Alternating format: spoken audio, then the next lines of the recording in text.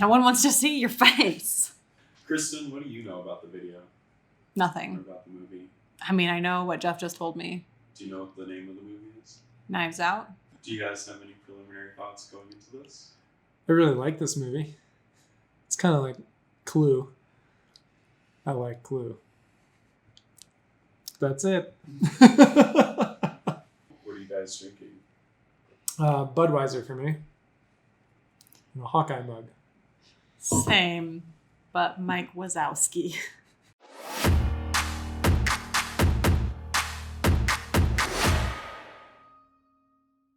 Hi, and welcome back to our channel. Today we are going to be watching some clips of the movie Knives Out and talking about the legal issues that pop up. I think I haven't actually seen the movie, so it'll be a surprise for me.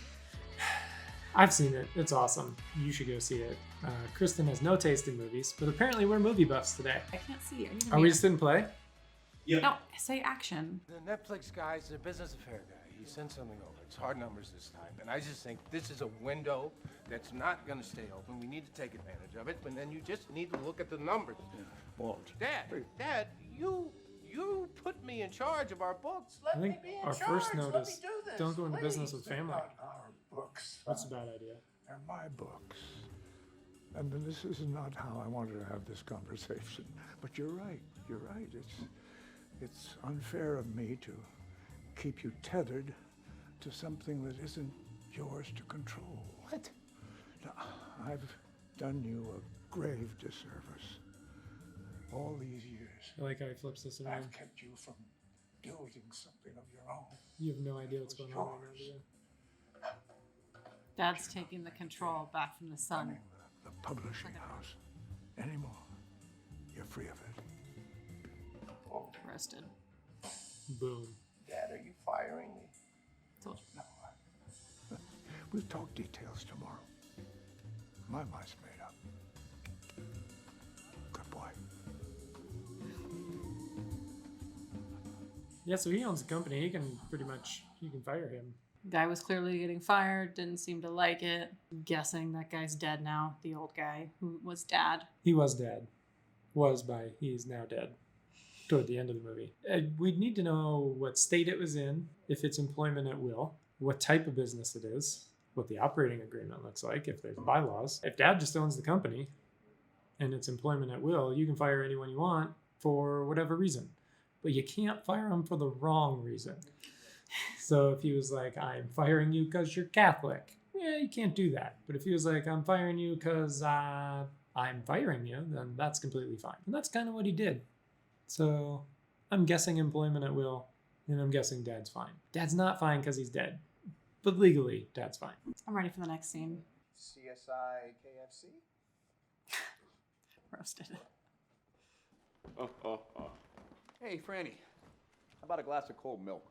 Hey, asshole. It's Captain America. Not her name, not her job.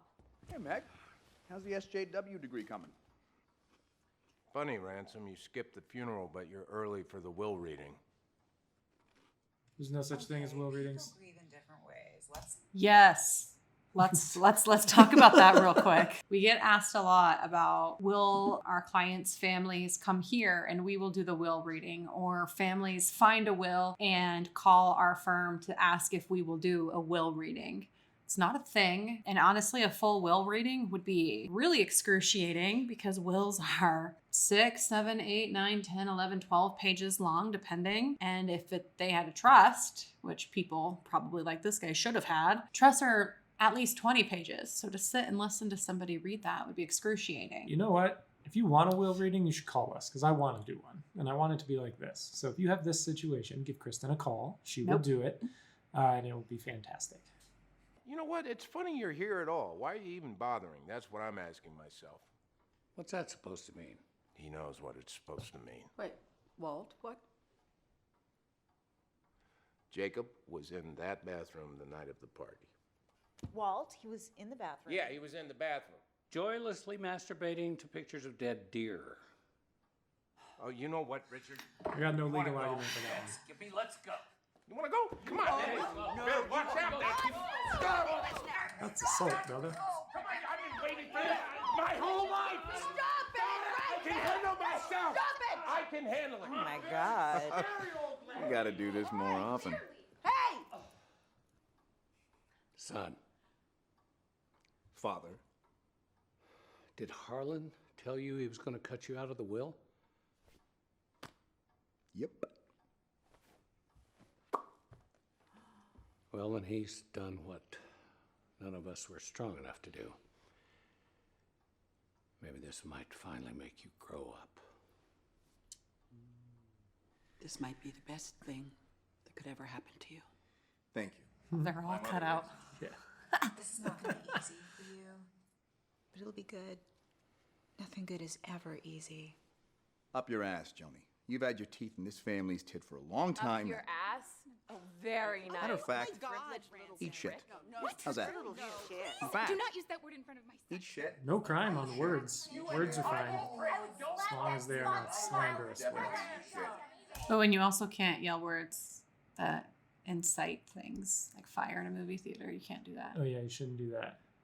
But you can say eat shit. That's fine. So when it comes to disinheriting people, you can disinherit with only one exception, anybody that you want. The caveat to that would be you have to have it in writing.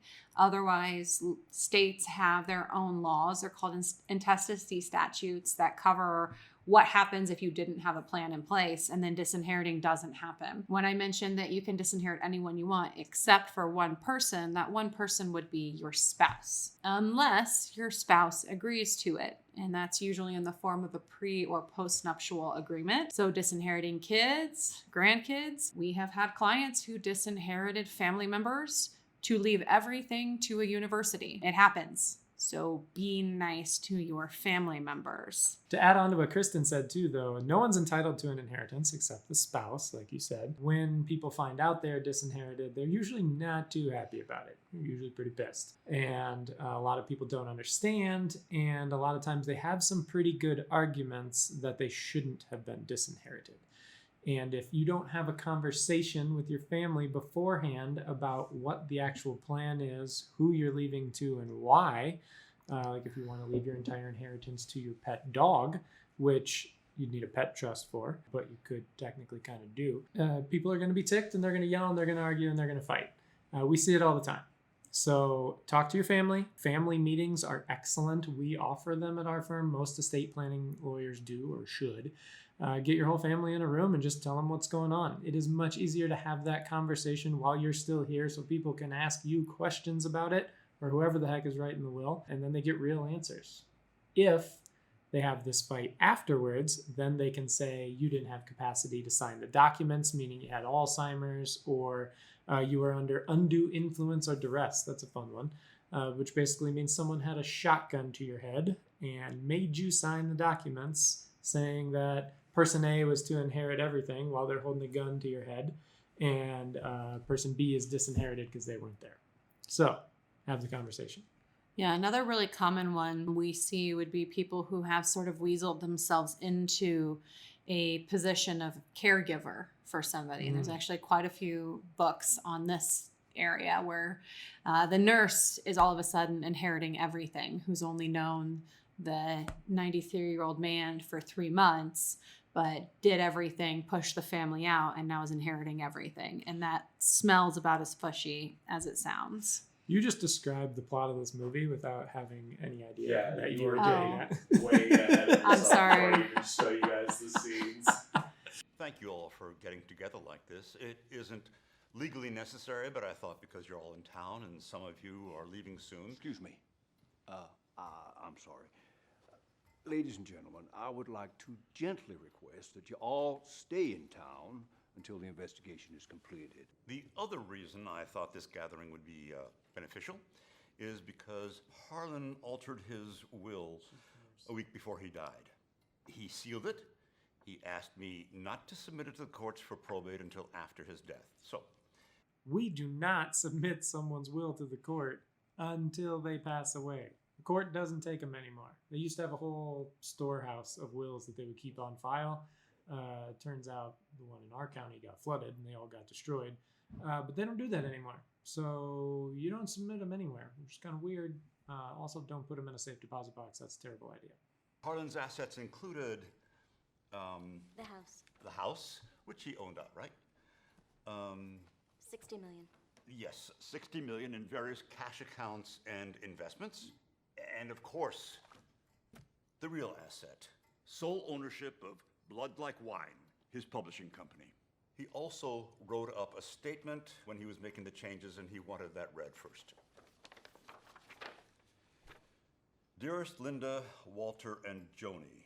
I would just like to pause here and say clients do write letters like this, explaining what I know is about to happen, where they explain why you've been disinherited. Not a bad idea if it's done right. Sometimes they're a little vindictive and they make the kids extra mad, especially when one kid's still inheriting and the others aren't. So sometimes they do more harm than good. Talk to your estate planning attorney about the best way to approach those before there's a problem on the back end. Surprised by the choice I've made. Her No face. pleasure was taken in the exclusion, and its purpose was not to sow greater discord in the family, quite the opposite. Please accept it with grace and without bitterness, but do accept it. It's for the best, Dad. I, Harlan Thromby, being of sound mind and body and yada, yada, yada, I hereby direct that all my assets, both liquid and otherwise, I leave in their entirety to Marta Cabrera. My Dun, entire dun, ownership dun. of Blood Like Wine Publishing, I leave in its entirety to Marta Cabrera. The caretaker. Copyright of its catalog, likewise, This is I the leave problem in you its talked entirety to about. Marta Cabrera. Oh, Captain America likes that.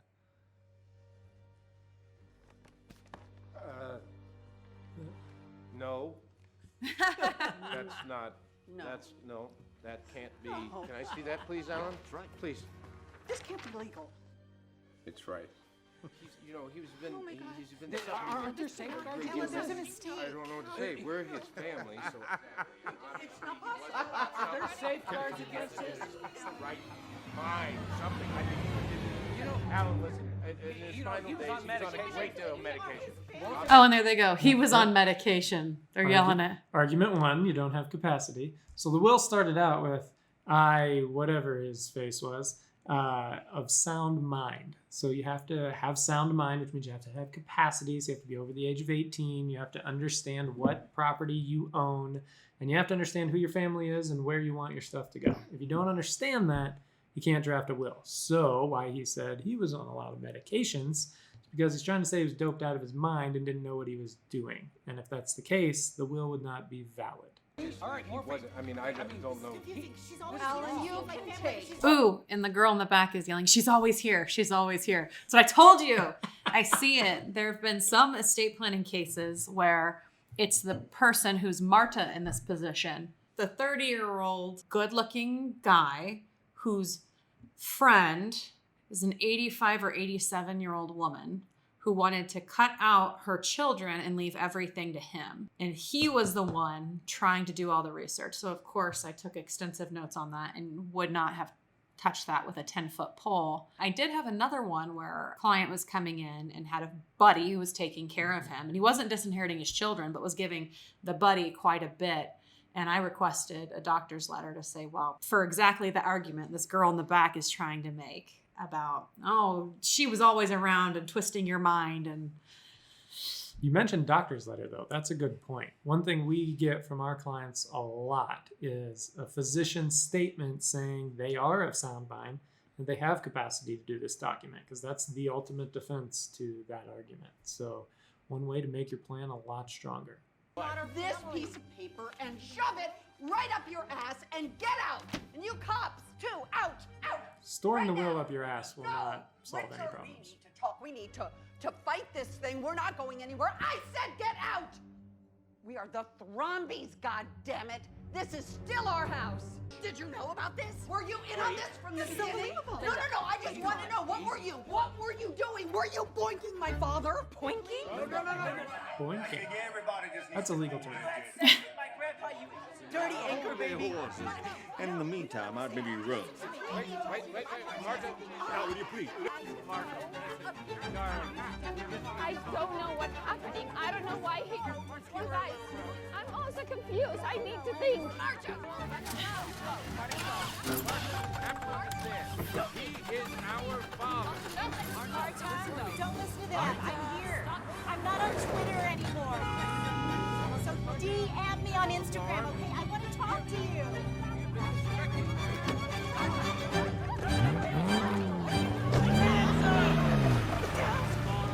I think this could be the best thing to happen to all of you. Yeah, and that's exactly what happens if you don't have a will. Pretty much. Looks accurate to me. And it doesn't have to be anywhere near this much in assets. Mm-mm. Sometimes when there's less assets, there's more fighting. Oh, I would say most times. I've had so many families say, my kids would never fight. Famous last words. Yeah, right. I've got 3 brothers and we fought all the time. Parents don't understand how much they are the glue that holds the family together. Even if you're just leaving everything equally to all of the kids, there can still be huge blowout fights. So having a plan up front that specifically says exactly where you want stuff to go, it stops so much heartache, so much stress, and just stops the fights and keeps you out of court, which is super expensive and sucks. Alan, there have got to be options here. No.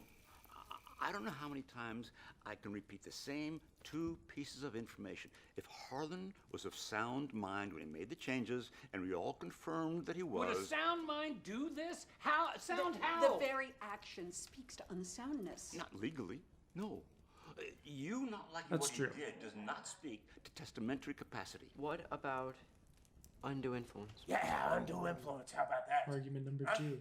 Did you just Google that? Look, if Marta was manipulating Dad somehow... If somehow she had gotten her hooks into him... You need a strong case for that. Your Honor, she endeared herself to him through hard work and good humor. That won't cut the salami. What about the Slayer rule? I did just Google that. The Slayer rule obviously doesn't apply here. Well, what the hell's the Slayer rule? Well, it's if someone is convicted of killing the person, they don't get their inheritance. Also true. Even if they're held responsible for their death in civil court. Like O.J. Yes. Like OJ. Like O.J. But Harlan committed suicide. You're full of shit. I don't trust this guy in the tweed suit. And Alan, God bless you, you're useless. Thank you. There's only one answer to this. She has to renounce the inheritance. She knows it's what she should do. It's the right thing to what do. she- Right? It's the moral. So renouncing your inheritance is actually called disclaiming your interest in the estate. And if you file a disclaimer, then it's like you predeceased the person, which means you turned into a zombie before they did. And the law treats you as just not existing at all, even though you're still alive. So then it would bounce back to either what the will says. In this case, it says nothing, which is a terrible will. It should say exactly where it should go if someone predeceases, but it doesn't here. So then we'd be in those intestacy statutes that Kristen mentioned earlier. Intestacy means what happens under the law when you die without a will.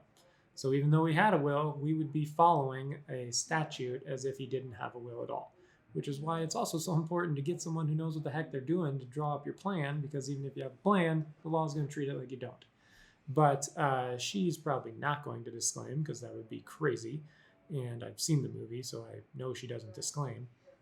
If she did, though... Spoiler. Spoiler. If she did disclaim, it would go to blood relatives, what we would call descendants, or lineal descendants more specifically, so his kids. Yeah, in the Slayer statute, that's a real thing. If you kill somebody, you cannot inherit from them. So if you think, well, I'll kill somebody and get their inheritance early, well, not only are you a terrible person and you're going to jail for a very long time, you're not going to get any of that money. If you get caught. If you get caught. But Michael's you're going to get caught because you're probably not a good criminal. That applies to life insurance, too. People that say I'm worth more dead than alive might be true, but when they then look at their spouse and be like, don't kill me, their spouse wouldn't get anything anyway if they did that. Just to really sneaky about it. That's not legal advice. Well, now I really want to watch the entire movie of Knives Out and know what I'm probably doing this evening. That was our super professional movie review of Knives Out. I'm Jeff Althaus. And I'm Kristen Kelly. Thanks for watching.